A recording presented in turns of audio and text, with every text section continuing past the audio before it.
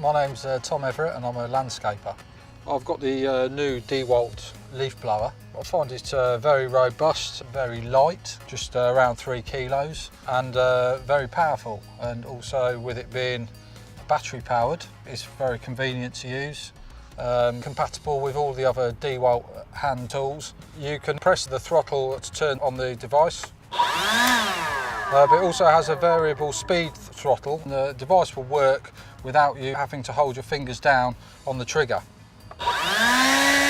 If the tube on the blower was slightly longer and you had some awkward leaves that were slightly damp or in an awkward corner, then it means you could get more power of the air down closer to the ground without having to bend down, which may be a slight improvement.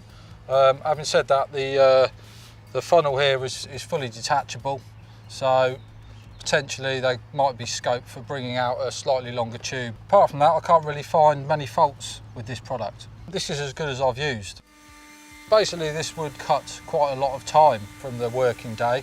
Like a quick blow round with this blower, as opposed to sweeping, would literally cut the time in half. I've actually been very surprised at the power that this kicks out. It's just as much as any petrol blower that I've used.